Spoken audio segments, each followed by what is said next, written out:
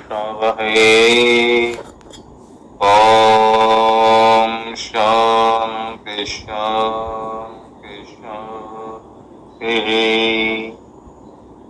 ॐ पूर्णमदः पूर्णमिदं पूर्णात् पूर्णमुदच्यते पूर्णस्य पूर्णमादाय पूर्णमेवावशिष्यते। ॐ शान्ति शान्ति शान्तिः। ಪರಮ ಪೂಜ್ಯ ಪ್ರಾತಸ್ಮರಣೀಯರಾದ ಶ್ರೋತ್ರಿ ಬ್ರಹ್ಮನಿಷ್ಠರಾದ ಶಿವಾನಂದ ಸಿದ್ಧಾರೂಢ ಯತೀಶ್ವರರ ಅಡಿದಾವರೆಗಳಲ್ಲಿ ಅನಂತ ಕೋಟಿ ದೀರ್ಘದಂಡ ನಮಸ್ಕಾರಗಳನ್ನ ಸಮರ್ಪಿಸಿ, ಪರಮ ಪೂಜ್ಯ ಪ್ರಾತಸ್ಮರಣೀಯರಾದ ಶ್ರೋತ್ರಿ ಬ್ರಹ್ಮನಿಷ್ಠರಾದ ಪೂರ್ಣಾನಂದ ಯತೀಶ್ವರರ ಅಡಿದಾವರೆಗಳಲ್ಲಿ ಅನಂತ ಕೋಟಿ ಭಕ್ತಿ ಪ್ರಣಾಮಗಳನ್ನ ಸಮರ್ಪಿಸಿ, ಪರಮ ಪೂಜ್ಯ ಪ್ರಾತಸ್ಮರಣೀಯರಾದ ಶ್ರೋತ್ರಿ ಬ್ರಹ್ಮನಿಷ್ಠರಾದ ಸದ್ಗುರುದೇವರ ಅಡಿದಾವರೆಗಳಲ್ಲಿ ದಂಡವತ್ತು ದೀರ್ಘದಂಡ ನಮಸ್ಕಾರಗಳನ್ನ ಸಮರ್ಪಿಸಿ, ಪರಮ ಪೂಜ್ಯ ಪ್ರಾತಸ್ಮರಣೀಯರಾದ ಶ್ರೋತ್ರಿ ಬ್ರಹ್ಮನಿಷ್ಠರಾದ ಮುಮುಕ್ಷಳ ಹಿತಚಿಂತಕರಾಗಿರುವ ಗೀತಾಚಾರ್ಯರಾದ ಶ್ರೀಕೃಷ್ಣ ಪರಮಾತ್ಮನ ಅಡಿದಾವರೆಗಳಲ್ಲಿ ಅನಂತ ಕೋಟಿ ಭಕ್ತಿ ಪ್ರಣಾಮಗಳನ್ನ ಸಮರ್ಪಿಸಿ, ಪರಮ ಪೂಜ್ಯ ಪ್ರಾತಸ್ಮರಣೀಯರಾದ ಶ್ರೋತ್ರಿ ಬ್ರಹ್ಮನಿಷ್ಠರಾದ ಬಸವಾದಿ ಪ್ರಮಥರ ಅಡಿದಾವರೆಗಳಲ್ಲಿ ಅನಂತ ಭಕ್ತಿ ಪ್ರಣಾಮಗಳನ್ನ ಸಮರ್ಪಿಸಿ, ಪರಮ ಪೂಜ್ಯರು, ಚಿಂತಕರು, ಜ್ಞಾನಿಗಳು, ಯೋಗಿಗಳು, ಶಿವಯೋಗಿಗಳ ಅಡಿದಾವರೆಗಳಲ್ಲಿ ತಮ್ಮೆಲ್ಲರ ಅಡಿದಾವರೆಗಳಲ್ಲಿ ಅನಂತ ಭಕ್ತಿ ನಮಸ್ಕಾರಗಳನ್ನ ಸಮರ್ಪಿಸಿ, ಶಿವಸ್ವರೂಪಿಗಳೇ ತಮ್ಮೆಲ್ಲರಿಗೂ ಶರಣ ಶರಣಾರ್ಥಿಗಳು. ಶ್ರೀಕೃಷ್ಣ ಪರಮಾತ್ಮ ಅರ್ಜುನನನ್ನ ಕುರಿತು ಗೀತಾಮೃತ ಉಪದೇಶವನ್ನ ಮಾಡ್ತಾ ಬಂದಾಗ ಅರ್ಜುನನಿಗೆ ಸಂಶಯ ಬಂತಂತೆ.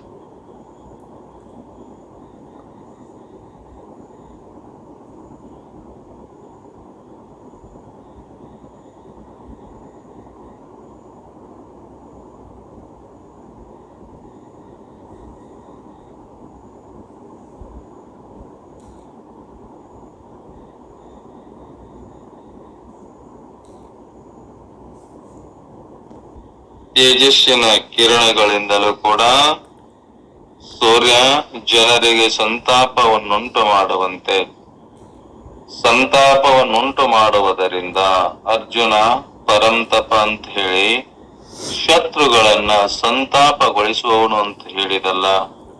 ಈ ಭಗವಂತನ ವಾಕ್ಯಕ್ಕೆ ಅರ್ಥ ಆಗಿದೆಯಲ್ಲ ಇದು. ದುರ್ಬಲಾನ್ ಅಜಿತೇಂದ್ರಾಪ್ಯಾನ್ ಪ್ರಾಪ್ಯ ನಷ್ಟಂ ಯೋಗಂ ಇಮಂ ಉಪಲಭ್ಯ ಲೋಕಂ ಚ ಅಪುರುಷಾರ್ಥ ಸಂಬಂಧಿನಿಯಂ. ದುರ್ಬಲರಾಗಿ ಇಂದ್ರಿಯಗಳನ್ನ ಗೆದ್ದುಕೊಳ್ಳದೆ ಇದ್ದವರನ್ನ ಸೇರಿದ್ದರಿಂದ ಈ ಯೋಗ ಕಣ್ಮರೆಯಾದದ್ದನ್ನ, ಜನಕ್ಕೆ ಪುರುಷಾರ್ಥವು ದೊರಕದಂತೆ ಅದನ್ನು ಕೂಡ ಸ ಏವಾಯಂ ಮಯಾ ತ್ಯಜ್ಯ ಯೋಗಃ ಪ್ರೋಕ್ತಃ ಪುರಾತನಃ ಭಕ್ತೋಸಿ ಮೇ ಸಖಾ ಚೇತಿ ರಹಸ್ಯಂ ಏತದುತ್ತಮಂ ಸಹ ಏವ ಅಯಂ ಮಯಾ ತ್ಯಜ್ಯ ಯೋಗಃ ಪ್ರೋಕ್ತಃ ಪುರಾತನಃ ಭಕ್ತಃ ಅಸಿ ಮೇ ಸಖಾ ಚೇತಿ ರಹಸ್ಯಂ ಹಿ ಏತತ್ ಉತ್ತಮಂ. ಅರ್ಜುನ, ಆ ಪುರಾತನವಾದ ಯೋಗವೇ ನನಗೆ ಭಕ್ತನು ಸಖನು ಆಗಿರು ಎಂದು ಆಗ ನಿನಗೆ ನನ್ನಿಂದ ಹೇಳಲ್ಪಟ್ಟಿತಪ್ಪ. ಇದು ಯಾಕಂದ್ರೆ ಇದು ಉತ್ತಮವಾದ ರಹಸ್ಯ. ಸಹ ಏವ ಅಯಂ ಮಯಾ ತೇ ತುಭ್ಯಂ ಅದ್ಯ ಇದಾನೀಂ ಯೋಗಃ ಪ್ರೋಕ್ತಃ ಪುರಾತನಃ ಭಕ್ತಃ ಅಸಿ ಮೇ ಸಖಾ ಚ ಅಸಿ ಇತಿ. ನಿನಗೋಸ್ಕರವಾಗಿ ನಾ ಹೇಳ್ತೇನಪ್ಪ ಇದನ್ನ. ಯಾಕಂದ್ರ ಈ ಯೋಗ ಜ್ಞಾನ ಉತ್ತಮವಾದ ರಹಸ್ಯವನ್ನ ಕೊಡುವಂಥದ್ದು. ಅದನ್ನ ನಿನಗ ಹೇಳಕತ್ತೇನಪ್ಪ. ನೀ ಇದನ್ನ ಚೆನ್ನಾಗಿ ತಿಳ್ಕೊಂಡು ರಹಸ್ಯಂ ಈ ಯಸ್ಮಾತ್ ಏತತ್ ಉತ್ತಮಂ ಯೋಗ ಜ್ಞಾನಂ ಇತ್ಯರ್ಥಃ. ಆ ಪುರಾತನವಾದ ಈ ಯೋಗವನ್ನೇ ನೀನು ನನಗೆ ಭಕ್ತ ಆಗಿಯಲ್ಲ, ಗೆಳೆಯನೂ ಆಗಿ, ಅದಕ್ಕೆ ಈ ಕಾರಣದಿಂದ ನಾನು ಇಂದು ನಿನಗೆ ನಿನಗೋಸ್ಕರ ಈ ಯೋಗವನ್ನ ಹೇಳ್ತೇನಪ್ಪ. ಅದಕ್ಕೆ ನೀನು ಅದನ್ನ ಅರಿತುಕೋ. ಜ್ಞಾನ ಹೆಂಗಿದೆ? ಅದು ಬಹಳ ಶ್ರೇಷ್ಠ ಆಗಿದೆ. ಭಗವತ ವಿಪ್ರತಿಷಿದ್ಧಂ ಉಕ್ತಂ ಇತಿ ಮಾಂ ಭೂತ್ ಕಸ್ಯಚಿತ್ ಬುದ್ಧಿ ಇತಿ ಪರಿಹಾರಾರ್ಥಂ ಚ ಉದ್ಯಂ ಇವ ಕುರ್ವನ್ ಅರ್ಜುನ ಉವಾಚ. ಹೇಳ್ತಾನೆ ಭಗವಂತ ಹೇಳಿದ, ನೀನು ಹೇಳುವ ವಿರುದ್ಧವಾದದ್ದು ಎಂದು ಯಾರಿಗೂ ತಪ್ಪು ತಿಳುವಳಿಕೆ ಉಂಟಾಗದಿರಲಿ ಅನ್ನುವಂಥದ್ದು ತಿಳುವಳಿಕೆಯನ್ನ ಬರಮಾಡಿಸಿಕೊಡದೆ ಇರುವುದಕ್ಕೆ ಅಪೇಕ್ಷೆಯನ್ನ ಮಾಡುವವನಂತೆ ಅರ್ಜುನ ಮುಂದಿನ ಮಾತನ್ನ ಹೇಳ್ತಾನೆ. ಏನಂತಾನ? ಹೇ ಪರಮಾತ್ಮ, ಇಷ್ಟೆಲ್ಲ ಯಾಕ?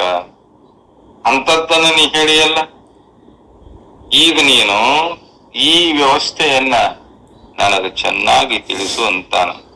ಅರ್ಜುನ ಉವಾಚ ಅಪರಂ ಭವತೋ ಜನ್ಮ ಪರಂ ಜನ್ಮ ವಿವಸ್ವತಃ ಕಥಮೇತದ್ವಿಜಾನೀಯಾಂ ತ್ವಮಾದೌ ಪ್ರೋಕ್ತವಾನಿತಿ. ಅಪರಂ ಭವತಃ ಜನ್ಮ ಪರಂ ಜನ್ಮ ವಿವಸ್ವತಃ ಕಥಂ ಏತತ್ ವಿಜಾನೀಯಾಂ ತ್ವಂ ಆದೌ ಪ್ರೋಕ್ತವಾನ್ ಇತಿ. ಅರ್ಜುನಂತನ ನಿನ್ನ ಜನ್ಮವು ಈಚಿನದು, ವಿವಸ್ವನ ಜನ್ಮ ಆಚಿನದು. ನೀನು ಮೊದಲು ಇದನ್ನು ಹೇಳದೆ ಎಂಬುದನ್ನ ನಾ ಹೆಂಗ ತಿಳ್ಕೊಳ್ಳಿ ಪರಮಾತ್ಮ? ನಾನು ಕೂಡ ನೀನು ಕೂಡ ಈ ವರ್ತಮಾನ ಕಾಲದೊಳಗದೇವಿ. ಅವರದರ ಕೋಟಿ ಕೋಟಿ ಸಾವಿರ ವರ್ಷ ಹಿಂದ ಅವರಾಗ್ಯಾರ. ಅಂತವರಿಗೆ ನೀ ಹೆಂಗ್ ಹೇಳಿದಿ? ಈಗ ನಾನು ಅದೇನೆ, ನನಗ ನಿನಗ ಬರೀ 6 ತಿಂಗಳು ಐತಲ್ಲ, ನನಕಿನ 6 ತಿಂಗಳು ಅಷ್ಟ ಇದ್ಯಾವ ನೀನು. ನಾನು ನಿನಕಿನ 6 ತಿಂಗಳು ಸಣ್ಣ ಅವದೇನಲ್ಲ. ಮತ್ತ ಆ ಸೂರ್ಯನಿಗೆ ಹೇಳೇನಂದಿ, ಮನುವಿಗೆ ಹೇಳೇನಂದಿ, ಇಕ್ಷಾಕು ಕೂಡ ಹೇಳೇನಂದಿ. ನೀ ಹೇಳಿದ ಯೋಗವನ್ನ ಅವ್ರು ಹೇಳ್ಯಾರ. ಅವ್ರ ಮುಖಾಂತರವಾಗಿ ಹೆಂಗ ತಿಳ್ಕೊಂಡಾರಂತಂದ್ರ ಇದನ್ನ ಹೆಂಗ ತಿಳ್ಕೊಳ್ಳಿ? ಅದಕ್ಕ ನನಗದನ್ನಷ್ಟು ತಿಳಿಸಿ ಹೇಳಪ್ಪ ಪರಮಾತ್ಮ ಅಂತ ಅರ್ಜುನ ಕೇಳ್ತಾನ. ಅಪರಂ ಅರ್ವಾಕ್ ವಸುದೇವ ಗೃಹೇ ಭವತಃ ಜನ್ಮ ಪರಂ ಪೂರ್ವಂ ಸರ್ಗಾದೌ ಜನ್ಮ ಉತ್ಪತ್ತಿ ವಿವಸ್ವತಃ ಆದಿತ್ಯಸ್ಯ. ನಿನ್ನ ಹುಟ್ಟು ಈಚಿನಿತ್ತು. ಈಗ ವರ್ತಮಾನ ಕಾಲದಲ್ಲಿ ನಿನ್ನ ಶರೀರ ಇದೆಯಲ್ಲ, ವಸುದೇವನ ಮನೆಯಲ್ಲಿ ಇತ್ತಲಾಗಿ ಆಗೈತಿ ನಿನ್ನ ಜನ್ಮನು ಕೂಡ. ನೀನ್ ಹೇಳ್ತಿ ಆ ಸೂರ್ಯನಿಗೆ ಕೂಡ ಉಪದೇಶ ಮಾಡ್ಯಾನಂತ ಹೇಳ್ತಿ, ಮನುವಿಗೂ ಕೂಡ ನಾನ ಮಾಡ್ಯಾನಂತ ಹೇಳ್ತಿ, ಇಕ್ಷಾಕುಗೂ ಕೂಡ ನಾನೇ ಹೇಳ್ಯಾನಂತ ಹೇಳ್ತೀಯಲ್ಲ. ನಿನ್ನ ಜನ್ಮ ಈಗಿದ್ದೈತಿ, ನನ್ನ ಜನ್ಮ ಈಗಿಂದೈತಿ. ಆ ಸೂರ್ಯನಿಗೆ ಕೋಟಿ ಕೋಟಿ ಜನ್ಮಗಳು ಹಿಂದ ಎಷ್ಟೋ ವರ್ಷ, ಕೋಟಿ ಕೋಟಿ ವರ್ಷಗಳಕ್ಕೆ ಹೋಗವ. ಅವಂಗ ಹೇಳಿ ನಿಂತಿಯಲ್ಲ, ನಿನ್ನ ಜನ್ಮ ಕೂಡ ವಸುದೇವನ ಮನೆಯಲ್ಲಿ ಈಗೀಗ ಹುಟ್ಟೈತಲ್ಲ. ನಿನಗ ನನಗೆ ಎಷ್ಟು ತಿಂಗಳ ಫರಕ್ ಐತಿ? ಬರೇ 6 ತಿಂಗಳ ಫರಕ್ ಐತಲ್ಲ. ಅದನ್ನ ಹೆಂಗ್ ಹೇಳ್ತಿ? ಪರಂ ಪೂರ್ವಂ ಸರ್ಗಾದೌ ಜನ್ಮ ಉತ್ಪತ್ತಿ ವಿವಸ್ವತಃ ಆದಿತಸ್ಯ ಅಂತ ಜನ್ಮ ಆಚಿನದ್ದಿದೆ, ಹಿಂದಿನದು ಸೃಷ್ಟಿಯ ಮೊದಲಿನಲ್ಲಿ ಆದದ್ದು. ಹೀಗಿರುವುದರಿಂದ ಯಾವ ನೀನೇ ಮೊದಲು ಈ ಯೋಗವನ್ನ ಹೇಳಿದ್ದೀಯೋ ಏತತ್ ವಿಜಾನೀಯಾಂ ಅವಿರುದ್ಧಾರ್ಥಯ ಯಹ ತ್ವಂ ಏವ ಆದೌ ಪ್ರೋಕ್ತವಾನ್ ಇಮಂ ಯೋಗಂ ಸಹ ಏವ ತ್ವಂ ಇದಾನೀಂ ಮಹ್ಯಂ ಪ್ರೋಕ್ತವಾನ್ ಅಸಿ ಇತಿ. ಈ ಮಾಡಿದಪ್ಪ ನೀನೇ ಮೊದಲು ಈ ಯೋಗವನ್ನ ಹೇಳಿದ್ದೀಯ, ಆ ನೀನೇ ಈಗ ನನಗೆ ಹೇಳಿರುವ. ಇದನ್ನ ವಿರುದ್ಧವಿಲ್ಲದ ವಾಕ್ಯ ಅಂತ ನಾ ಹೇಗೆ ತಿಳ್ಕೊಳ್ಳಿ ಪರಮಾತ್ಮ? ಅದೊಂದಿಷ್ಟು ನನಗ ಬಿಡಿಸಿ ಹೇಳು. ನೀ ಹೇಳ್ತಿದ್ದು ನನಗೇನು ಗೊತ್ತಾಗುದಿಲ್ಲ ಅಂತನ ಅರ್ಜುನ. ಯಾ ವಾಸುದೇವೇ ಅನೀಶ್ವರ ಸರ್ವಜ್ಞ ಶಂಕಾ ಮೂರ್ಖಾಣಾಂ ತಾಂ ಪರಿಹರಂ ಶ್ರೀ ಭಗವಾನ್ ಉವಾಚ ಯತ್ತರ್ಥಃ ಹಿ ಅರ್ಜುನಸ್ಯ ಪ್ರಶ್ನಃ. ವಾಸುದೇವ ಈಶ್ವರನಲ್ಲವೆಂದು ಸರ್ವಜ್ಞನಲ್ಲವೆಂದು ಮೂರ್ಖರಿಗೆ ತೋರಬಹುದಷ್ಟೇ. ಎಂತಾರಂತವ್ರು? ಪರಮಾತ್ಮ ಇಲ್ಲ, ಭಗವದ್ಗೀತೆ ಇಲ್ಲ, ಉಪನಿಷತ್ತುಗಳು ಇಲ್ಲ, ಬ್ರಹ್ಮಸೂತ್ರಗಳು ಇಲ್ಲ, ಶಾಸ್ತ್ರಗಳು ಇಲ್ಲ, ಏನು ಇಲ್ಲ ಅಂತಾರಂತ ಈ ಮೂರ್ಖರು. ಅದಕ್ಕ ತೋರಬಹುದಷ್ಟೇ. ಅವರ ಶಂಕೆಯನ್ನ ಪರಿಹರಿಸುವುದಕ್ಕಾಗಿ ಶ್ರೀ ಭಗವಂತ ಇಷ್ಟೆಲ್ಲ ಅರ್ಜುನನನ್ನ ಕುರಿತು ನಮ್ಮ ನಿಮ್ಮೆಲ್ಲರಿಗೆ ಉಪದೇಶವನ್ನ ಮಾಡಕತ್ತೇನೆ. ಯಾರು ದೇವರೇ ಇಲ್ಲ ಅನ್ನೋರದರಂತಂದಿಷ್ಟು ಮಂದಿ. ನಾವ್ ಹೆಂಗ ಬದುಕ್ತೇವೆ ಅನ್ನೋದು ಕೂಡ ಗೊತ್ತಿಲ್ಲ ಅವರಿಗೆ. ದೇವರೇ ಇಲ್ಲ ಅಂದಾಗ ಬದುಕುದು ಹೇಗೆ? ದೇವನಿಲ್ಲದೆ ಒಂದು ಹುಲ್ಲು ಕಡ್ಡಿಯು ಕೂಡ ಅಳಗಾಡುವುದಿಲ್ಲಲ್ಲ. ಅಂತ ದೇವರು ಇಲ್ಲ ಅಂತೇಳಿ ಕೇಳಿದಾಗ ಅರ್ಜುನ ಅಂದ, ಯಾದವ ನಿನ್ನ ಮಾತು ಕೇಳಿ ಕೌತುಕವೆನಿಸುತ್ತಿದೆ ನನಗೆ.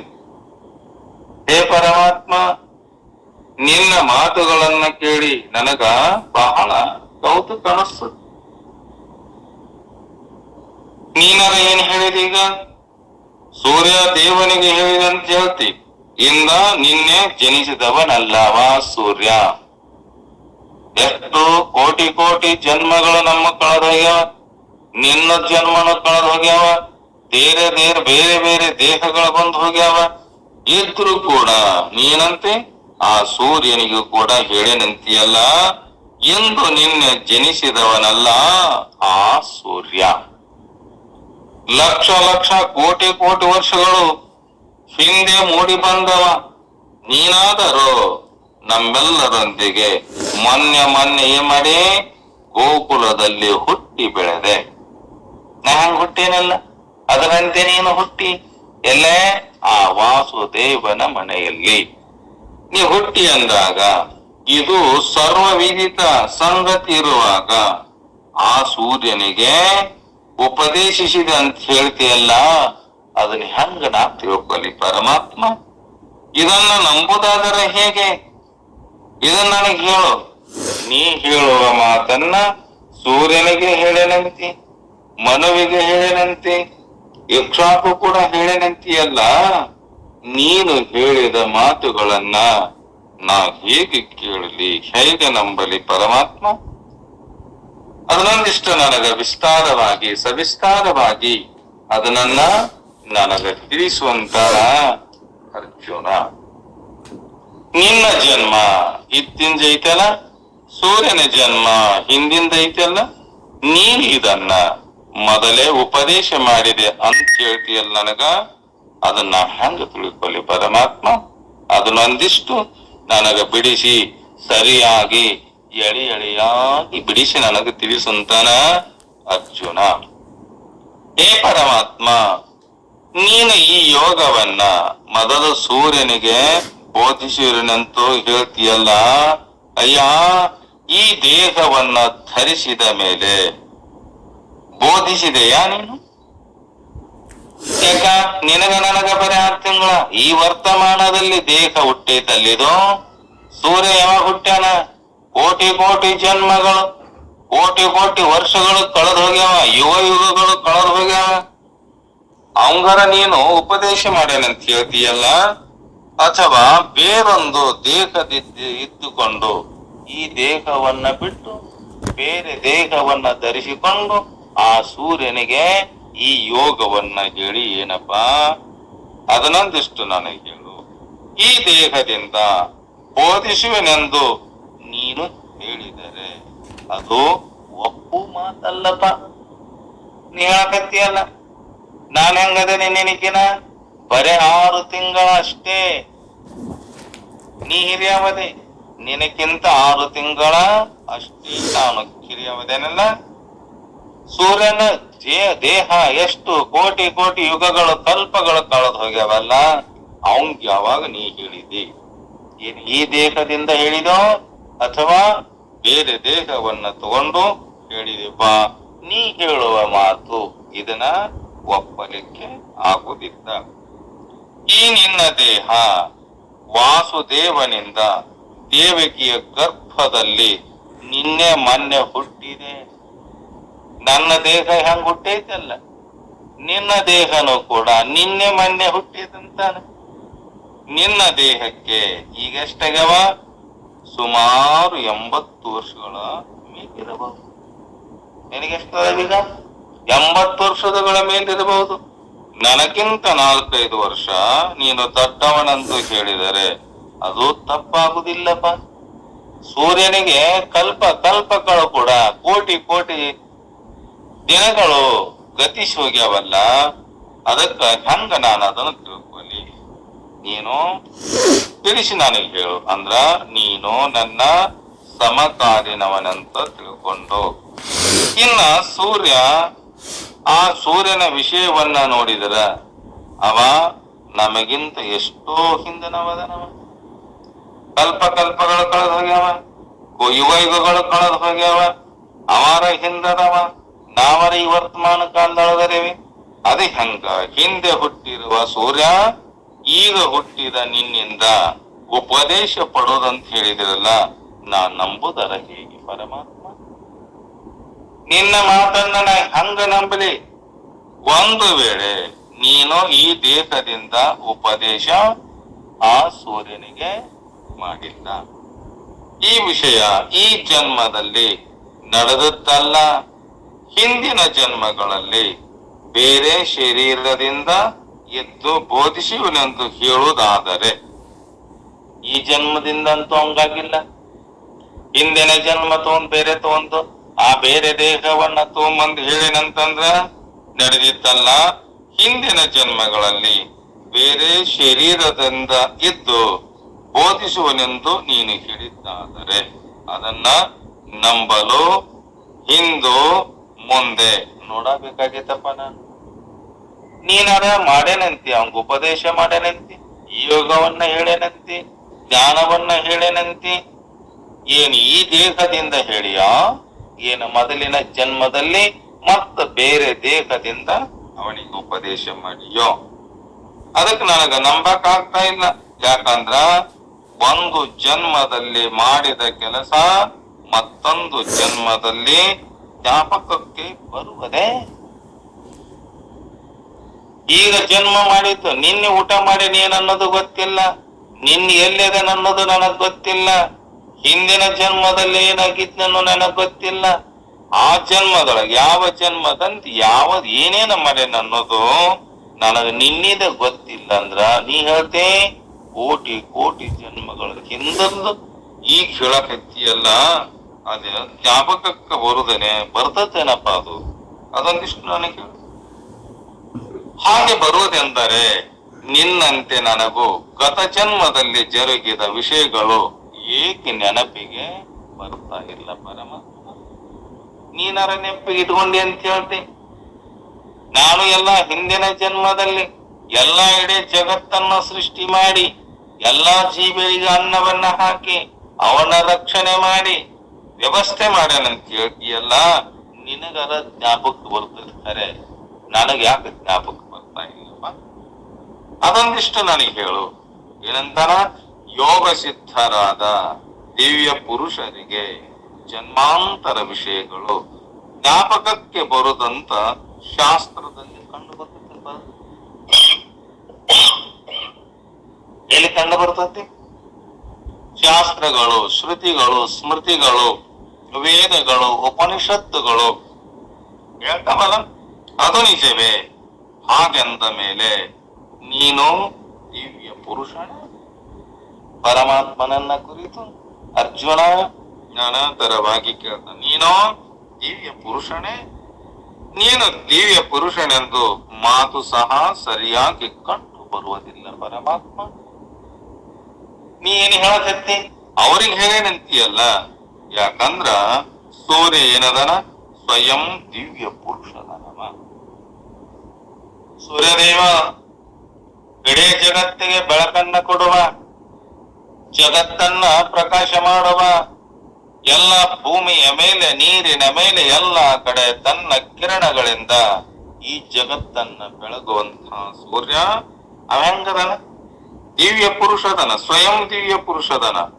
ನೀನು ಮತ್ತು ಸೂರ್ಯನು ಇಬ್ಬರು ಸಮಾನವಾಗಿ ದಿವ್ಯ ಸಿದ್ಧ ಪುರುಷರೇ ಆಗಿದ್ದರೆ ಅವ ದಿವ್ಯ ಪುರುಷ, ನೀನು ಕೂಡ ದಿವ್ಯ ಪುರುಷ ಆಗಿದ್ದರೆ ಸಮಾನರಿಬ್ಬರ ಮಧ್ಯೆ ಗುರು ಶಿಷ್ಯರ ಸಂಬಂಧ ಹೇಗೆ ಉಂಟಾಗ್ತೈತಿ?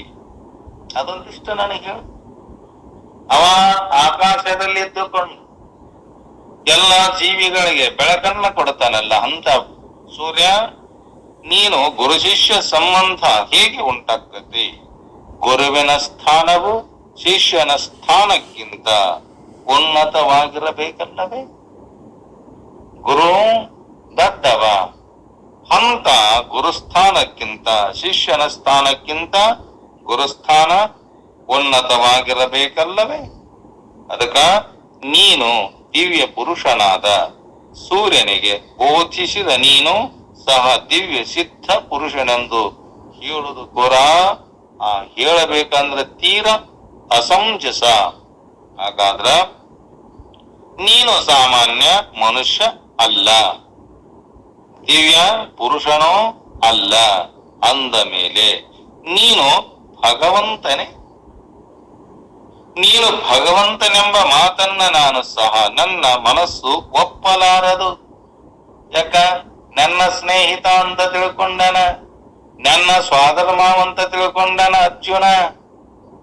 ದೇವ ಅನ್ನೋದು ಗೊತ್ತಿಲ್ಲ, ಜಗತ್ತನ್ನ ಬೆಳಗ ಅನ್ನೋದು ಗೊತ್ತಿಲ್ಲ, ಸಕಲ ಜೀವಿಗಳನ್ನ ರಕ್ಷಣೆ ಮಾಡ್ತಾನಂದ್ರು ಕೂಡ ಈ ಅರ್ಜುನ ಏನಂತ ತಿಳ್ಕೊಂಡನ? ನನ್ನ ಸ್ನೇಹಿತ, ನನ್ನ ರಥವನ್ನ ಓಡಿಸುವ ಡ್ರಾವರ್ ಅಂತ ತಿಳ್ಕೊಂಡು ಪರಮಾತ್ಮನಿಗೆ ಮಾತಾಡಕತ್ತನ. ಅಲ್ಲ, ನೀ ಪುರುಷ ಅಲ್ಲ. ಭಗವಂತ ಅಂತ ಮಾತನ್ನ ನನ್ನ ಮನಸ್ಸು ಕೂಡ ಒಪ್ತಾ ಇಲ್ಲ.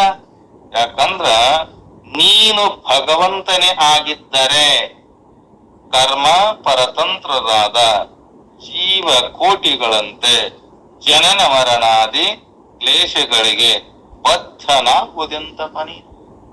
ನನ್ನಂತೆ ನಿನ್ನ ಶರೀರ ಬಂದಿದೆ, ನಿನ್ನಂತೆ ನನ್ನ ಶರೀರ ಬಂದಿದೆ.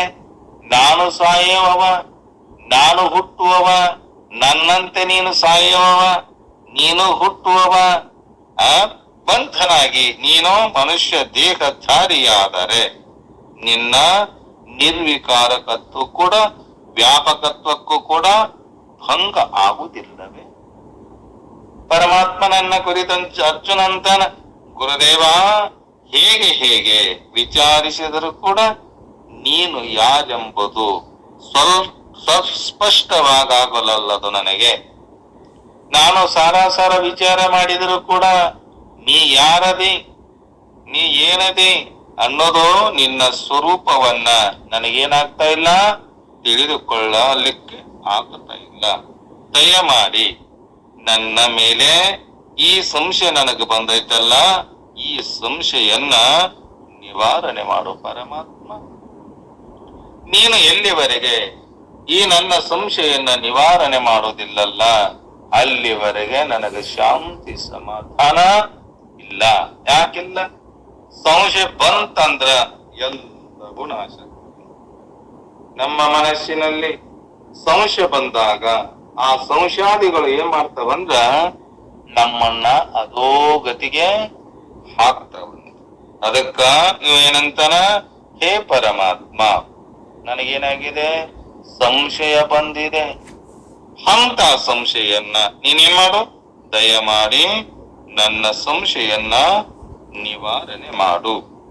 ಅದಕ್ಕೆ ಅರ್ಜುನನ ಪ್ರಶ್ನೆ ಅವತಾರ ಸಿದ್ಧಾಂತ ರಹಸ್ಯಗಳನ್ನ ಪ್ರಕಟ ಮಾಡಕತ್ತಿದ್ದಲ್ಲ. ದೇಹಾತ್ಮ ಬುದ್ಧಿಯವರ ದೃಷ್ಟಿಯನ್ನ ಅನುಸರಿಸಿ ಅರ್ಜುನ ಏನ್ ಮಾಡಿದ? ಪರಮಾತ್ಮನನ್ನ ಕುರಿತು ಪ್ರಶ್ನೆಯನ್ನ ಮಾಡಿದ. ನನ್ನಂತೆ ನಿನ್ನ ಜನ್ಮ, ನಿನ್ನಂತೆ ನನ್ನ ಜನ್ಮ. ನೀನದು ಹೇಳ್ತಿದೆ ಏನಂತೆ? ಸೂರ್ಯನಿಗೆ ಉಪದೇಶ ಮಾಡಿದೆ, ಮನುವಿಗೆ ಉಪದೇಶ ಮಾಡಿದೆ, ವೃಕ್ಷಕ್ಕೂ ಉಪದೇಶ ಮಾಡಿದಂತೆಯಲ್ಲ, ಈ ಜನ್ಮದಲ್ಲಿ ಮಾಡಿದೆಯಾ ಅಥವಾ ಮೊದಲಿನ ಜನ್ಮದಲ್ಲಿ ಮಾಡಿದೆಯಾ? ಅದನ್ನ ನೀನು ನನಗ ಹೇಳು ಅಂತೇಳಿ ಪರಮಾತ್ಮನನ್ನ ಕುರಿತು ಅರ್ಜುನ ಹೇಳ್ದ. ನನಗ ಸಂಶಯ ಬಂದಿದೆ. ಪರಮಾತ್ಮನ ಈ ಮಾತುಗಳನ್ನ ಕೇಳಿ ಅರ್ಜುನ ಪ್ರಶ್ನೆ ಮಾಡಿದ್ನಲ್ಲ, ನಿನ್ನ ಜನ್ಮ ಆದರೂ ಇತ್ತೀಚಿಂದ ಐತಪ್ಪ, ಈಗಿಂದ ಐತಿ, ಸೂರ್ಯಂದರ ಬಹು ಪುರಾತನ ಆಗೈತೆ. ಅದು ಪುರಾತನ ಅಂದ ಬಹಳ ಹಿಂದ, ಕಲ್ಪದ ಆದಿಯಲ್ಲಿ ಆದತ್ತೈತಲ್ಲ, ಇದನ್ನ ನೀನು ಕಲ್ಪದ ಆದಿಯಲ್ಲೇ ಉಪದೇಶ ಮಾಡಿದೆ ಎಂಬುದನ್ನ ನಾ ಹೇಗೆ ತಿಳ್ಕೊಳ್ಳಿ ಪರಮಾತ್ಮ? ನನಗದನ್ನೊಂದಿಷ್ಟು ಸವಿಸ್ತಾರವಾಗಿ ಇದನ್ನ ಬಿಡಿಸಿ ನನಗೆ ಹೇಳು. ಈ ಮಾತನ್ನ ಕೇಳಿ ಅರ್ಜುನನಿಗೆ ಆಶ್ಚರ್ಯ ಆತಂತೆ. ಏನಯ್ಯ, ವಿವಸ್ವಿತ ಹುಟ್ಟಿತ್ತು ಯಾವಾಗ? ವಿವಸ್ವತ ಅದು ಹುಟ್ಟಿದ್ದು ಯಾವಾಗ?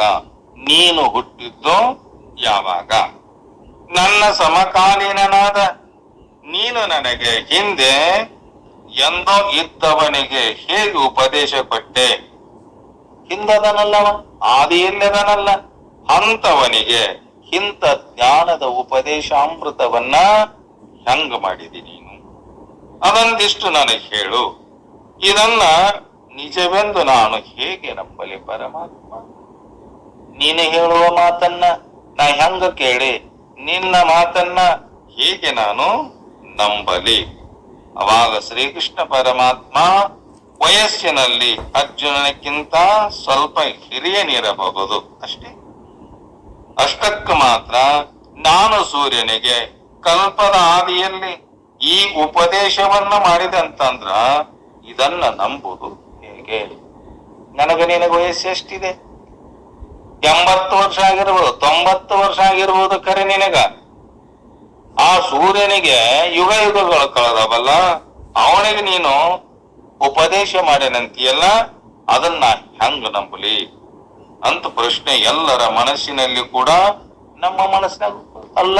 ಪರಮಾತ್ಮ ಸೂರ್ಯನಿಗೆ ಹೇಳೇನಂತಾನ, ಮನವಿಗೆ ಹೇಳೇನಂತಾನ, ವೃಕ್ಷ ಕೂಡ ಇದ ಜ್ಞಾನವನ್ನ ಹೇಳೇನಂತಾನಲ್ಲ. ಏನ್ ಈ ಜನ್ಮದಲ್ಲಿ ಹೇಳಿದ್ನೋ, ಏನ್ ಮೊದಲಿನ ಜನ್ಮಗಳನ್ನ ತಂದು ಈ ಯೋಗವನ್ನ, ಈ ಜ್ಞಾನವನ್ನ ಹೇಳ್ಯಾನೋ ಅಂತ ಹೇಳಿ ಪ್ರಶ್ನೆ ಬರ್ತದಲ್ಲ. ವ್ಯಾಸ ಮಹರ್ಷಿಗಳು ಕೂಡ ಕೃಷ್ಣ ಪರಮಾತ್ಮನ ದೇವತ್ವವನ್ನ ಜಗತ್ತಿಗೆ ರುಜುವಾತು ಪಡಿಸಿಕೊಡಲು ಅರ್ಜುನನ ಬಾಯಿಂದ ಈ ಪ್ರಶ್ನೆಯನ್ನ ಕೇಳುತ್ತಿದ್ದಾರೆಯೋ ನಮಗೆ ಅನಿಸ್ತದಂತ ಕೇಳಿದ್ರಂತೆ. ಯಾರು? ವೇದ ವ್ಯಾಸರು. ಯಾಕ? ಪರಮಾತ್ಮನ ಮುಖಾಂತರವಾಗಿ ಅರ್ಜುನ ಪ್ರಶ್ನೆಯನ್ನ ಮಾಡಿದಾಗ ನಮ್ಮನ್ನ ಎಲ್ಲಿಟ್ಟಾರ? ಅರ್ಜುನನ ಸ್ಥಾನದಲ್ಲಿ ನಮ್ಮನ್ನಿಟ್ಟಾರ. ಪರಮಾತ್ಮ ಹೇಳ್ತಾನಂದಾಗ ಅದಕ್ಕ ಪರಮಾತ್ಮನು ಯಾವ ವಿಧವಾದ ರೂಪಗಳನ್ನ ತಾಳಿದರೂ ಕೂಡ ನಮ್ಮ ಕಣ್ಮುಂದೆ ಗೋಚರಿಸಬಹುದು. ಆದರೆ ಅವನು ಪರಮಾತ್ಮನೇ ಹೌದು ಎಂದು ತಿಳಿದುಕೊಳ್ಳುವವರು ಕೆಲವರದರ ಮಾತ್ರ. ಪರಮಾತ್ಮ ನಮ್ಮಂಗ ದೇಹ ಧಾರಣೆ ಮಾಡಿಕೊಂಡು ಬಂದರೂ ಕೂಡ ಇವ ಪರಮಾತ್ಮ ಅನ್ನೋದು ತಿಳಿವರು ಅಷ್ಟು ಸರಳ ಇಲ್ಲಂತ. ಯಾಕವ ಯಾವ ರೂಪದಿಂದ ಬರ್ತಾನ, ಹೆಂಗ ಬರ್ತಾನ, ಎಷ್ಟೇ ಅವತಾರಗಳನ್ನ ಮಾಡ್ಯಾನಲ್ಲ. ಗುರು ರೂಪದಿಂದ ಬಂದ ಸಕಲ ಭಕ್ತರ ಪಾಪವನ್ನ ಹರಣ ಮಾಡಿ ತನ್ನಂತೆ ಮಾಡಿಕೊಂಡ ಪರಮಾತ್ಮ ಯಾವ ರೀತಿಯಿಂದಾದರೂ ಕೂಡ ಬರ್ತಾನಂತ. ಯಾವಾಗ ನಮ್ಮ ಪುಣ್ಯದ ಪ್ರಭಾವ ಹೆಚ್ಚಿಗೆ ಇದ್ದಾಗ. ಪರಮಾತ್ಮನನ್ನ ಕುರಿತು ನನ್ನ ನಿಜವಾದ ಸ್ವರೂಪವನ್ನ ತಿಳಿಯಬೇಕಂತ ಇಚ್ಛೆಯಿಂದ ಸದಾ ಸತ್ಸಂಗದಲ್ಲಿ, ಸತ್ಶಾಸ್ತ್ರಗಳಲ್ಲಿ, ಭಗವಂತನ ಚಿಂತನೆಯಲ್ಲಿ ಯಾರಿರ್ತಾರಲ್ಲ ಅವರಿಗೋಸ್ಕರವಾಗಿ, ಅವರ ಉದ್ಧಾರ ಮಾಡುವಗೋಸ್ಕರವಾಗಿ ಪರಮಾತ್ಮ ಅವತಾರಗಳನ್ನ ತಾಳ್ತಾನಂತ ಅವನೇ ಹೇಳ. ಯದಾ ಯದಾ ಹಿ ಧರ್ಮಸ್ಯ ಗ್ಲಾನಿರ್ಭವತಿ ಭಾರತ ಅಭ್ಯುತ್ಥಾನಮಧರ್ಮಸ್ಯ ತದಾತ್ಮಾನಂ ಸೃಜಾಮ್ಯಹಂ. ಯಾವಾಗ ಧರ್ಮ ಹಾಳಾಕತಿ, ಎಲ್ಲ ಸಂತರನ್ನ, ಶರಣರನ್ನ, ಯೋಗಿಗಳನ್ನ, ಜ್ಞಾನಿಗಳನ್ನ ಯಾರು ಕಾಡ್ತಿರ್ತಾರಲ್ಲ ಅವರ ಸಂಹಾರ ಮಾಡುವಗೋಸ್ಕರವಾಗಿ ಯುಗ ಯುಗದಲ್ಲಿ ಆಗಾಗ ನಾನು ಸದಾ ಇರ್ತೇನೆ ಖರೆ, ಅವತಾರಿಕರಾಗಿ ಅವರ ಕಷ್ಟ ಪರಿಹಾರ ಮಾಡುವಗೋಸ್ಕರವಾಗಿ, ಧರ್ಮದ ರಕ್ಷಣೆಗಾಗಿ ನಾನೇ ಬರ್ತೇನಂತ ಪರಮಾತ್ಮ ಹೇಳನೆಲ್ಲ.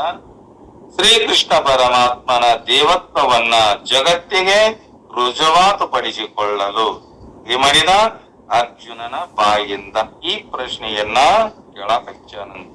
ನಮಗನಿಸ್ತದ ಪರಮಾತ್ಮ ಯಾವ ವಿಧವಾದ ರೂಪಗಳನ್ನ ತಾಳಿದರೂ ಕೂಡ ಕಣ್ಮುಂದೆ ಗೋಚರಿಸಬಹುದು. ಆದರೆ ಅವನ ಪರಮಾತ್ಮನೇ ಹೌದು ಎಂದು ತಿಳಿದುಕೊಳ್ಳುವವರು ಕೆಲವರು ಮಾತ್ರದಲ್ಲ.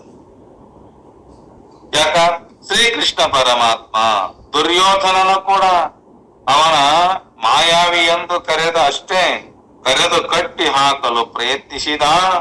ಶಿಶುಪಾಲನ ಕೂಡ ಅವನನ್ನ ತುಂಬು ರಾಜ್ಯಸಭೆಯಲ್ಲಿ ಅವಮಾನಿಸಿದ.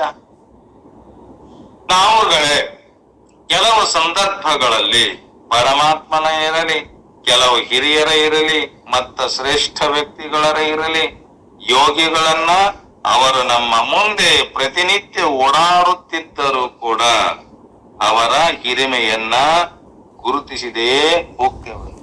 ಯಾರು ಹೆಂಗದಾರ, ಯಾರಲ್ಲಿ ಏನಿದೆ, ಅಂತ ಶಕ್ತಿ ಇದೆ ಅನ್ನೋದು ನಮಗ್ ಗೊತ್ತಾಗೋದಿಲ್ಲ. ನಮ್ ಕಣ್ ಮುಂದೆ ಓಡಾಡ್ತಿರ್ತಾರೆ ಖರೆ, ಇದ್ದರೂ ಕೂಡ ಅದು ಗೊತ್ತಾಗೋದಿಲ್ಲ. ಅದರಂತೆ ಶ್ರೀಕೃಷ್ಣ ಪರಮಾತ್ಮನ ಈಶ್ವರತ್ವ ಮತ್ತು ಸರ್ವಜ್ಞತ್ವ ಜಗತ್ತಿಗೆ ಪರಿಚಯ ಮಾಡಲಿಕ್ಕೆ ಈ ಪ್ರಶ್ನೆ ಬಂದೈತಂತ.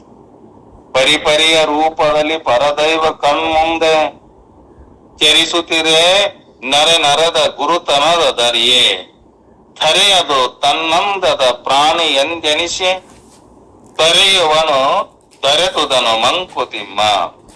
ವಿಧ ವಿಧವಾದ ರೂಪಗಳಲ್ಲಿ ಪರಮಾತ್ಮ ತನ್ನ ಕಣ್ಣಿನ ಮುಂದೆ ಓಡಾಡುತ್ತಿದ್ದರೂ ಕೂಡ ಮನುಷ್ಯ ಅದರ ಗುರುತು ಹಿಡಿಯದೆ ತನ್ನಂತೆ ಈ ಪ್ರಪಂಚದಲ್ಲಿ ಓಡಾಡುತ್ತಿರುವ ಪ್ರಾಣಿ ಇದೆಂದು ತಿಳಿದುಕೊಂಡು ಸಿಕ್ಕಿದ್ದನ್ನ ಬಿಟ್ಟು ಬಿಡ್ತಾನೆ. ನಾವೇನ್ ಮಾಡ್ತೇವೆ, ನಮ್ಮಂತೆ ಇದು ಒಂದು ಪ್ರಾಣಿ ಅಂತ ಪರಮಾತ್ಮನನ್ನ ಬಿಟ್ಟು ಬರೀ ನಮ್ಮ ಲೌಕಿಕ ವ್ಯವಹಾರದಲ್ಲಿ, ಸಂಸಾರ ವ್ಯವಹಾರದಲ್ಲಿ ನಾವೇನ್ ಮಾಡಕತ್ತೀವಿ, ಕಾಲವನ್ನ ಕಳೆಯಕತ್ತೇವಲ್ಲ. ಸಿಕ್ಕಿದ್ದನ್ನು ಬಿಡ್ತಾನಂತ. ಸಾಮಾನ್ಯ ರೂಪದಲ್ಲಿ, ಸಂಸಾರಿ ವೇಷದಲ್ಲಿ ಸ್ವಾಮಿ ನಿನ್ನೆಡೆಗೆ ಬರಬಹುದು ವರ ನೀಡಿ, ಮೈಮೆ ಕಾಂಬೊಡೆ ನಿನಗೆ ಸಂಸ್ಕಾರವಿರಬೇಕು, ತಾಮಸಿಗೆ ವರವೆಲ್ಲಿ ಮಂಕುತಿಮ್ಮ. ನಿನ್ನಲ್ಲಿ ಒಂದು ಸಂಸ್ಕಾರ, ಒಳ್ಳೆಯ ಸಂಸ್ಕಾರ ಇದ್ರ ಅವೇನ್ ಮಾಡ್ತಾನ, ಪರಮಾತ್ಮ ನಿನ್ನ ಬಳಿಗೆ ಬಂದು ನಿನ್ನ ಯೋಗ ಕ್ಷೇಮವನ್ನ ಕೇಳಿ ನಿನಗೆ ಜ್ಞಾನಾಮೃತದ ಉಪದೇಶವನ್ನ ನೀಡಿ ಪರಮಾತ್ಮ ನಿನ್ನ ಹತ್ತಿರಕ್ಕೆ ಬರ್ತಾನೆ. ಹಂಗ ಸಾಮಾನ್ಯ ರೂಪದಲ್ಲಿ ಮನುಷ್ಯನ ಹಾಗೆ ನಾ ಪರಮಾತ್ಮ ಅಂತ ಹೇಳಿಸಿಕೊಳ್ಳಲಾರದ, ನಾ ಪರಮಾತ್ಮ, ನಾ ಜ್ಞಾನಿ, ನಾ ಯೋಗಿ ಅಂತ ಹೇಳಲಾರದ ನಿನ್ನ ಸಮೀಪಕ್ಕೆ ಬಂದು ಅಥವಾ ಸಂಸಾರಿಯ ವೇಷದಲ್ಲಿ ಬರಬಹುದು. ನಮ್ಮಂತೆ ಕೂಡ ಅವನು ಕೂಡ ಸಂಸಾರಿ ಆಗಬಹುದು. ಯಾಕ? ಎಲ್ಲರ ಹೃದಯದಲ್ಲಿ ಆ ದೇವ ಗೂಡಾಗದನಂತ. ಸರ್ವಭೂತಾಂತರಾತ್ಮ ಎಲ್ಲ ಪ್ರಾಣಿಗಳಲ್ಲಿ ಎಲ್ಲೇ 84 ಲಕ್ಷ ಜೀವರಾಶಿಗಳದವಲ್ಲ, ಎಲ್ಲಾ ಜೀವರಾಶಿಗಳಲ್ಲಿ ಪರಮಾತ್ಮ ಇರಲಾರದೆ ಒಂದು ಹುಲ್ಲು ಕಟ್ಟಿ ಕೂಡ ಅಳಗಾಡುವುದಿಲ್ಲ. ತೇನ ವಿನ ತೃಣಮಪಿ ನ ಚಲತಿ. ಪರಮಾತ್ಮ ಇರಲಾರದೆ ಒಂದು ಹುಲ್ಲು ಕಟ್ಟಿ ಕೂಡ ಅಳಗಾಡುವುದಿಲ್ಲಂತೆ. ಅದಕ್ಕ ಸಂಸಾರ ವೇಷದಲ್ಲಿ ಆಗಲಿ, ಸಾಧುವಿನ ವೇಷದಲ್ಲಿ ಆಗಲಿ, ಎಲ್ಲಾ ರೂಪದಲ್ಲಿ ಬಂದು ನಿನಗೆ ಮನೆನಪ್ಪ ಬರಬಹುದು. ಅವನ ಮಹಿಮೆ ನೀನು ಆ ಮಹಿಮೆಯನ್ನ ಗುರುತಿಸಬೇಕಿದ್ದರೆ, ನಿನಗೆ ಸಂಸ್ಕಾರವಿದ್ದರೆ ಮಾತ್ರ ಸಾಧ್ಯ. ಯಾರನ್ನ ಕಂಡುಹಿಡಿಯಕ? ಆ ಭಗವಂತನನ್ನ ಕಂಡುಹಿಡಿಯಲಿಕ್ಕೆ ನಿನಗೇನ್ ಬೇಕು? ಸಂಸ್ಕಾರವೆಂಬ ಅದು ಮಾತ್ರ ಕೂಡ ಅಕ್ಕತಿ. ತಾಮಸ ಸ್ವಭಾವದವರಿಗೆ, ತಾಮಸಿಗೆ ಆವರ ದೊರಕುವುದಿಲ್ಲ. ಸತ್ವಗುಣಿಯಾಗಿರಬೇಕು, ಸಂಸ್ಕಾರವಂತನಾಗಿರಬೇಕು, ಸತ್ಸಂಗದಲ್ಲಿರಬೇಕು, ಸತ್ಪುರುಷರ ಸಂಘದಲ್ಲಿರಬೇಕು. ಅಂತ ಸಂಘದಲ್ಲಿದ್ದಾಗ, ಸತ್ಪುರುಷರ ಸಂಘದಲ್ಲಿದ್ದಾಗ, ಸಂಸ್ಕಾರ ಇದ್ದಾಗ ಮಾತ್ರ ಆ ಪರಮಾತ್ಮನನ್ನ ಗುರುತಿಸಬಹುದು. ಇಲ್ಲಿ ತಂದ್ರ ಗೊತ್ತು ಮಾಡಿಕೊಳ್ಳಲಿಕ್ಕೆ ಆಗುವುದಿಲ್ಲ. ಅದಕ್ಕೆ ಅಂತ ಪರಮಾತ್ಮ ನಮಗ ದೊರಕಬೇಕಾತಂದ್ರ ನಮ್ಮ ಜೀವನದಲ್ಲಿ ಹೆಂಗಿರಬೇಕು? ಅನೇಕ ಜನ್ಮದ ಸಂಸ್ಕಾರವೂ ಬೇಕು, ಮತ್ತ ಸಜ್ಜನರ ಸಂಘವನ್ನ ನಾವು ಸದಾ ಮಾಡಿರಬೇಕು. ಅವರ ಮಾತುಗಳನ್ನ ನಂಬಿರಬೇಕು. ಅವೇನು ಹೇಳ್ತಾನ, ಅವನು ನನ್ನಂಗ ಉಂತಾನ, ನನ್ನಂಗ ತಿಂತಾನ, ನನ್ನಂಗ ಜೀವನ ಮಾಡ್ತಾನ, ಅವನಕಿನ ನಾನೇ ಶ್ರೇಷ್ಠ, ನನಗಿನ ಅವ ಶ್ರೇಷ್ಠ ಅನ್ನುವ ಭಾವ ನಮಗಿತ್ತಂದ್ರ ಏನಾಗೋದಿಲ್ಲ? ಸಂಶಯದಲ್ಲಿ ಎಲ್ಲಾ ಸಂಶಯಮಯವಾಗಿ ನಮ್ಮ ಜೀವನವೇ ವ್ಯರ್ಥ ಆಗಿ ಹೋಗ್ತದೆ. ಯಾವ್ದ್ರಲ್ಲಿ ಸಂಶಯ ಬಂತಂದ್ರ ನಾನೇ ಶ್ರೇಷ್ಠ, ನನಗಿನವ ಶ್ರೇಷ್ಠ ಏನು ಅನ್ನುವ ಭಾವ ನಮಗಿತ್ತಂದ್ರ ಏನಾಗೋದಿಲ್ಲ? ನಿಜವಾಗಲು ನಿಜವಾದ ಅರ್ಥದ ಅನುಭೂತಿಯನ್ನ, ನಮ್ಮ ನಿಜವಾದ ಅನುಭೂತಿಯನ್ನ, ಆತ್ಮದ ಸಾಕ್ಷಾತ್ಕಾರವನ್ನ ತಿಳಿದುಕೊಳ್ಳಲಿಕ್ಕೆ ಎಷ್ಟೇ ಜನ್ಮ ಬಂದರೂ ಕೂಡ ಆ ಜ್ಞಾನವನ್ನ ಪಡೆಯಲಿಕ್ಕೆ ಆಗುದಿಲ್ಲ. ಅದಕ್ಕ ಹಿಂಗ ಪ್ರಶ್ನೆ ಮಾಡಿದಾಗ ಪರಮಾತ್ಮ ಹೇಳ್ತಾನೆ ಯಾರಿಗೆ? ಅರ್ಜುನನನ್ನ ಕುರಿತು ನಿಮ್ಮೆಲ್ಲರಿಗೆ ಏನಂತಾನವ? ಶ್ರೀ ಭಗವಾನುವಾಚ ಬಹೂನಿ ಮೇ ವ್ಯತೀತಾನಿ ಜನ್ಮಾನಿ ತವ ಚಾರ್ಜುನ ತಾನ್ಯಹಂ ವೇದ ಸರ್ವಾಣಿ ನ ತ್ವಂ ವೇತ್ಥ ಪರಂ ತಪ. ಬಹೂನಿ ಮೇ ವ್ಯತೀತಾನಿ ಜನ್ಮಾನಿ ತವ ಚ ಅರ್ಜುನ ತಾನಿ ಅಹಂ ವೇದ ಸರ್ವಾಣಿ ನ ತ್ವಂ ವೇತ್ಥ ಪರಂ ತಪ. ಪರಂ ತಪ, ಹೇ ಪರಂ ತಪ ಅರ್ಜುನನೇ, ಮೇ ನನ್ನ, ಚ ಮತ್ತು, ತವ ನಿನ್ನ, ಬಹುನಿ ಅನೇಕ, ಜನ್ಮಾನಿ ಜನ್ಮಗಳು, ವ್ಯತೀತಾನಿ ಆಗಿ ಹೋಗಿವೆ. ನನ್ನ ಜನ್ಮ ಆಗಲಿ ನಿನ್ನ ಜನ್ಮ ಆಗಲಿ ದೇಹಗಳು ಬಂದು ಬಂದು ಹೋಗ್ಯಾವ. ತಾನಿ ಆ ಸರ್ವಾಣಿ ಎಲ್ಲವೂ, ತ್ವಂ ನಿನಗೆ, ನ ವೇತ್ಥ ಅರಿವಿಲ್ಲ, ಅಹಂ ನಾನು, ವೇದ ಅರಿತಿರುವೆ. ಎಷ್ಟು ಜನ್ಮ ಬಂದವಲ್ಲ, ಗತ ಜನ್ಮದಲ್ಲಿ, ಹಿಂದಿನ ಜನ್ಮದಲ್ಲಿ ನಿನ್ನ ಜನ್ಮನು ಹೋಗ್ಯಾವ, ನನ್ನ ಜನ್ಮನು ಹೋಗ್ಯಾವ ಕರೆ. ಆದರೆ ನೀ ಮಾಡಿ ಮರ್ತಿ, ನನಗ ಮರವೇ ಇಲ್ಲ. ಪರಂ ತಪ ಅರ್ಜುನ ಮೇ ಚ ತವ ಬಹೂನಿ ಜನ್ಮಾನಿ ವ್ಯತೀತಾನಿ ತಾನಿ ಸರ್ವಾಣಿ ತ್ವಂ ನ ವೇತ್ಥ ಅಹಂ ವೇದ. ಅರ್ಜುನ, ನನ್ನ ಮತ್ತು ನಿನ್ನ ಅನೇಕ ಜನ್ಮಗಳು ಆಗ್ಯಾವ. ಆ ಎಲ್ಲಾ ಜನ್ಮಗಳು ನಿನಗೆ ಅರಿವಿಲ್ಲ. ಆ ಜನ್ಮದಲ್ಲಿ ಏನೇನಾಗೈತೆ ಅನ್ನೋದು ನಿನಗ ಅರಿವಿಲ್ಲ. ನಾನೇನ್ ಮಾಡೇನೆ, ಎಲ್ಲಾ ಜನ್ಮಗಳಲ್ಲಿ ಏನೆಲ್ಲ ಆಗೈತಲ್ಲ ಎಲ್ಲವನ್ನ ತಿಳ್ಕೊಂಡು ಅವನಿಗೆ ಹೇಳೇನೆ, ಮನುವಿಗೆ ಹೇಳೇನೆ, ಸೂರ್ಯನಿಗೆ ಹೇಳೇನೆ, ಇಕ್ಷಾ ಕೂಡ ಹೇಳೇನೆ. ಕರೆ ನಿನಗೂ ಈಗ ಹೇಳಕತ್ತೇನೆ, ಇದನ್ನ ನೀ ತಿಳ್ಕೊ ಅಂತೇಳಿ ಪರಮಾತ್ಮ ಅರ್ಜುನನನ್ನ ನಿಮಿತ್ತ ಮಾಡಿಕೊಂಡು ನಮ್ಮೆಲ್ಲರಿಗೆ ಆ ಜ್ಞಾನಾಮೃತವನ್ನ ಹೇಳಕತ್ತೇನಂದ. ಹೇ ಪರಂ ತಪ, ನೀನು ಅನೇಕ ಜನ್ಮಗಳು ಆಗಿ ಹೋಗ್ಯಾವ, ನಿನ್ನೂನಾಗ್ಯಾವ, ನನ್ನೂನಾಗ್ಯಾವ. ಆದ್ರ ಅವೆಲ್ಲವೂ ನಿನಗೆ ಆಗಿ ಹೋದ ಜನ್ಮಗಳಲ್ಲಿ ಏನಾಗಿದೆ ಅನ್ನೋದು ನಿನಗೆ ಗೊತ್ತಿಲ್ಲ. ನಾನು ಅರ್ತೇನೆ ಅದನ್ನೆಲ್ಲ, ಏನೆಲ್ಲ ಆಗೈತಲ್ಲ ಹಿಂದಿನ ಜನ್ಮದಲ್ಲಿ ಆಗಿರುವುದನ್ನ ನಾ ಎಲ್ಲ ಅರ್ತೇನೆ. ಅದಕ್ಕ ಪರಂ ತಪಃ ಪರಂ ತಾಪಯತಿ ಇತಿ ಪರಂ ತಪಃ. ವೈರಿಗಳನ್ನ ತಾಪಗೊಳಿಸುವವನೇ. ಓ ಅರ್ಜುನ, ನನಗೆ ಹಲವಾರು ಹುಟ್ಟುಗಳು ಆಗಿ ಹೋದವು ಕಡೆ, ನಿನಗೂ ಕೂಡ ಆ ಜನ್ಮಗಳಾಗ್ಯಾವ. ಆ ಅರಿಗಳನ್ನ ತರೆಯದವನೇ, ಅವೆಲ್ಲವನ್ನ ನಾನು ಬಲ್ಲೆ. ಯಾವ ಜನ್ಮದಲ್ಲಿ ಏನೇನಾಗಿದೆ ಅನ್ನೋದು ನಾನು ಬಲ್ಲೆ. ನೀ ಮಾಡಿ ಎಲ್ಲವನ್ನ ಮರೆತಿರುವೆ. ಆದರೆ ನಿನಗೆ ಗೊತ್ತಿಲ್ಲದು ಯಾವ ಜನ್ಮದಲ್ಲಿ ಏನಾಗಿದೆ, ಯಾವ ಜನ್ಮದಲ್ಲಿ ನಾ ಏನ್ ಮಾಡೇನೆ ಅನ್ನೋದು ನಿನಗ್ ಗೊತ್ತಿಲ್ಲ. ನನಗೆಲ್ಲ ಗೊತ್ತೈತಿ. ಅದಕ್ಕೆ ನೀ ಕೇಳುವಂತನ ಜನನ ಅಥವಾ ಹುಟ್ಟುವುದು. ಜನನ ಅಂದ್ರೇನು? ಹುಟ್ಟುವುದು, ಇಲ್ಲದೆ ಇರುವುದು, ಹುಟ್ಟು ಇಲ್ಲದಿರುವುದು. ಜಡವನ್ನ ಹುಟ್ಟಿತು ಎಂದು ನಾವು ಕರೀದಿಲ್ಲ. ಜಡ ಹುಟ್ಟೈತಿ ಕರೆ, ಜಡನ ಸತ್ತದಂತ ಕರಿ ಅನ್ನೋದಿಲ್ಲ. ನಾನೇ ಹುಟ್ಟೇನಿ, ನಾನೇ ಸತ್ತೇನಂತ ತಿಳ್ಕೊಂಡೇವಲ್ಲ.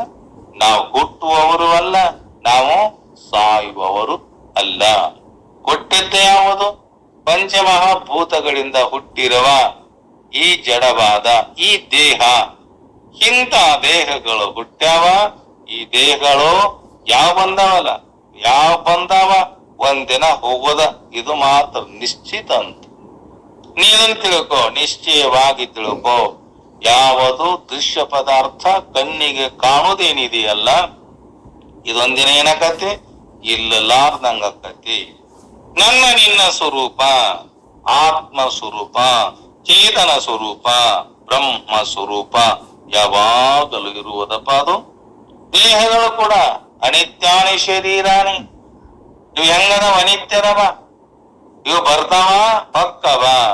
ಇದು ನಮ್ಮ ಸ್ವರೂಪ ಅಲ್ಲ. ಇದು ದೇಹ ಭಾವ, ಇದು ನಂಬುದು ಅಲ್ಲ. ಎಲ್ಲವೂ ಕೂಡ ಹೆಂಗ ಅಂಗಿ ಕಟ್ಟುವ ತೊಡ್ಕೊಂಡವ ಮೇಲೆ ಶರೀರ ಮೇಲೆ ಬಟ್ಟೆ ಉಟ್ಕೊಂಡೇವಲ್ಲ. ವಾಸಾಂಸಿ ಜೀರ್ಣಾನಿ ಯಥಾವಿಹಾಯ ನವಾನಿ ಗೃಹಾತಿ ನ ರೂಪರಾಣಿ. ಬಟ್ಟೆಗಳು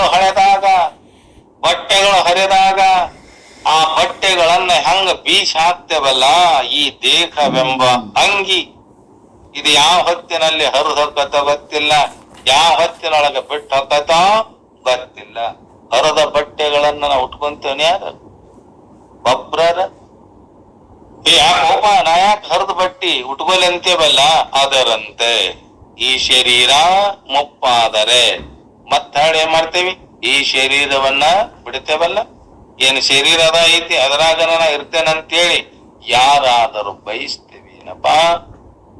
ಹಳೆದಾತಾಗ ಅಯ್ಯೋ ಯಾಕೆ ಯಾವಾಗ ಕಟ್ಕೊಂಡು ಹೋಗಲ್ಲ, ಕಟ್ಕೊಂಡ್ ನಾವು ಹೋಗೋದಿಲ್ಲ, ನಾವ ಬಿಡ್ಬೇಕಾಗೈತ. ಅದು ಎದನ ಈ ಮುಪ್ಪಾದ ಶರೀರವನ್ನ ಬಾಲ್ಯದಲ್ಲಿ ಇದ್ದಾಗ ಯೌವನಕ್ಕೆ ಬಂದ. ಯೌವನದಲ್ಲಿದ್ದಾಗ ಸುಖವನ್ನ ಅನುಭವಿಸಿದ. ಅದೇ ದೇಹ ಐತೇನು? ಬಾಲ್ಯದಲ್ಲಿದ್ದ ದೇಹ ಯೌವನದಲ್ಲಿ ಐತೇನು? ಯೌವನದಲ್ಲಿದ್ದ ದೇಹ ಮುಪ್ಪಾವಸ್ಥೆಯಲ್ಲಿ ಐತೇನು? ಯೌವನದಲ್ಲಿ ಬಂದಾಗ ಇನ್ನಷ್ಟು ಬದುಕಬೇಕಂತಾನ. ಮುಪ್ಪಾವಸ್ಥೆಗೆ ಬಂದಾಗ ಯಪ್ಪಾ ಸಾಕಿನ್ನ ಈ ದೇಹದ ವ್ಯವಹಾರ ನನಗಿದೇನಾಗಿದೆ, ತೊಂದರೆ ಕೊಡ್ತಾ ಇದೆ, ಹೇ ಪರಮಾತ್ಮ ಇದು ನನ್ನ ಕಟ್ಟಿಕೊಂಡು ಹೋಗಂತ ಬೇಡಕೊಂತೇವಲ್ಲ ಯಾಕೆ? ಯೌವನದಲ್ಲಿ ಎಂದೇವೇನು? ಸುಖ ಭೋಗ ಇದ್ದಾಗ ಹೇ ಪರಮಾತ್ಮ ನಿನ್ನನ್ನ ಕೂಡ್ತೇವಂತ ನಾವು ಪ್ರಯತ್ನ ಮಾಡೇವೇನು? ಬರೇ ಸಂಸಾರದ ವ್ಯವಹಾರದಲ್ಲಿ ಹೆಂಡರಿಗಾಗಿ, ಮಕ್ಕಳಿಗಾಗಿ, ಭೋಗ ಭಾಗ್ಯಕ್ಕಾಗಿ ಜೀವನವನ್ನ ನಾವೆಲ್ಲ ಮಾಡೇವಲ್ಲ. ಅದರಾಗ ನಿತ್ಯ ಸುಖ ಅಂತ ತಿಳ್ಕೊಂಡೇವಲ್ಲ. ನಿಜ ಇದ್ದರೂ ಕೂಡ, ಸುಖ ಇದ್ದರೂ ಕೂಡ ಅದು ನಿಜವಾದ ಸುಖ ಇಲ್ಲ. ಹಂಗಿದೆ ಅದು ಸುಖ, ಕ್ಷಣಿಕ ಸುಖ. ನೀರಿನಲ್ಲಿ ಬೆರಳು ಎದ್ದು ನೆಕ್ಕಿದಂತೆ ಸಂಸಾರದಲ್ಲಿರತಕ್ಕಂಥ ಸುಖ ಸಾಕೆನಿಸದ, ಸವೆಯದ, ಬೇರೊಂದು ಬೇಕೆನಿದಂತ ಸುಖ ಎಲ್ಲಿದೆ? ಆ ಪರಮಾತ್ಮನನ್ನ ಕೂಡಿದಲ್ಲಿದೆ. ಅಂತ ಭಗವಂತನನ್ನ ನಾವು ಕೂಡಬೇಕಾತಂದ್ರ ಏನ್ ಮಾಡ್ಬೇಕು? ಹಗಲು ರಾತ್ರಿ ಅನ್ನದೆ ನಾ ಯಾಕಾರ ಈ ಜಗತ್ತಿಗೆ ಬಂದೆ, ನನ್ನ ನಿಜವಾದ ಸ್ವರೂಪ ಯಾವುದು, ಈ ಜಗತ್ತಂದ್ರೆ ಏನು ಅಂತ ನಾವು ವಿಚಾರ ಮಾಡಬೇಕು. ಎಲ್ಲರೂ ಆರು ನಾನೆಂದು ವಿಚಾರಿಸು, ವಿಷಮ ಸಂಸಾರವಿದನೋ ಕನಸು ಎಂದರಿ, ಮಾರಮರ್ದನ ಶಂಭು ಲಿಂಗವನೊಲೆಸಿ ಗಂಭೀರ ಸುಖದರೆಂದು ಅರುಪು. ಜ್ಞಾನಿಗಳು ಹೇಳಿಲ್ಲವೇ ನಮಗ? ತಮ್ಮ ಜೀವನವನ್ನೇ ಮುಡುಪಾಗಿಟ್ಟುಕೊಂಡು ಭಗವಂತನ ಸೇವೆಗಾಗಿ ತಮ್ಮ ಆತ್ಮದ ಸ್ವರೂಪ ತಿಳ್ಕೋಬೇಕಂತೇಳಿ ರಾಜ್ಯವನ್ನ ಬಿಟ್ಟು ಹೋದಂತ ಮಹಾನ್ ರಾಜರು ಕೂಡ, ಮಹಾನ್ ಯೋಗಿಗಳು ಕೂಡ ಎಲ್ಲವನ್ನ ಬಿಟ್ಟು ಇದರಲ್ಲಿ ಸುಖ ಇಲ್ಲ ಅಂತ ಹೇಳಿ ಅರಣ್ಯವನ್ನ ಸೇರಿ ಗುರುಗಳನ್ನ ಮಾಡಿಕೊಂಡು, ಗುರುವಿನ ಮುಖಾಂತರವಾಗಿ ಉಪದೇಶ ಪಡೆಕೊಂಡು ತಮ್ಮ ನಿಜವಾದ ಸ್ಥಿತಿಯಲ್ಲಿ ಈ ಜೀವಿಗಳು ಕೂಡ ಇದೇ ಸಂಸಾರದೊಳಗೆ ಬಿದ್ದು ಸಾಯ್ತಾರಂತೇಳಿ ಹಗಲು ರಾತ್ರಿ ನಿದ್ದಿಗೆಟ್ಟು ತಮ್ಮ ರಕ್ತವನ್ನ ಸುಟ್ಟುಕೊಂಡು ಇಂಥ ವೇದಗಳನ್ನಾಗಲಿ ಉಪನಿಷತ್ತುಗಳನ್ನಾಗಲಿ ಜೀವ ಬ್ರಹ್ಮರ ಏಕತ್ವ ತಿಳಿಸಿಕೊಡತಕ್ಕಂಥ ಗ್ರಂಥಗಳು, ಪ್ರಕ್ರಿಯೆ ಗ್ರಂಥಗಳನ್ನ ನಮಗ್ ಕೊಟ್ಟು ಹೋಗ್ಯಾರಲ್ಲ, ತಮ್ಮ ಅನುಭವ ಮೂಲಕವಾಗಿ ಕೊಟ್ಟು ಹೋಗ್ಯಾರಲ್ಲ, ಅವುಗಳನ್ನ ಕುಂತು ಚಿಂತನವನ್ನ ಮಾಡಿ ನಮ್ಮ ನಿಜವಾದ ಸ್ವರೂಪವನ್ನ ತಿಳಿದುಕೊಂಡಾಗ ಮಾತ್ರ ಇದೇನಾಗತ್ತ ನಮಗ ಈ ಭವಸಾಗರದಿಂದ ದಾಟಕ್ಕಾಗದು. ಎಲ್ಲ ಸಂಸಾರದಾಗ ಸುಖ ಐತಿ, ಅಲ್ಲೇ ನಿಜವಾದ ಸುಖ ನನಗೆ ಸಿಕ್ಕೈತಂತ ನಾವು ಕುಂತೀವಂದ್ರ ಕೋಟಿ ಜನ್ಮಗಳನ್ನ ತಗೊಂಬಂದ್ರು ಕೂಡ ಅಂತ ಸಾಕೆನಿಸದ, ಸವೆಯದ, ಬೇರೊಂದು ಬೇಕೆನಿಸದ ಅಂತ ಆತ್ಮ ಸುಖದ ಶಾಂತಿ ಸ್ವರೂಪವನ್ನ ನಮಗೇನಾಗುವುದಿಲ್ಲ, ಪಡೆಯಲಿಕ್ಕೆ ಆಗುವುದಿಲ್ಲ. ಜನ್ಮವನ್ನ ಹುಟ್ಟಿತು ಎಂದು ನಾವು ಕರೀದಿಲ್ಲ. ಯಾಕ? ಸೂಕ್ಷ್ಮ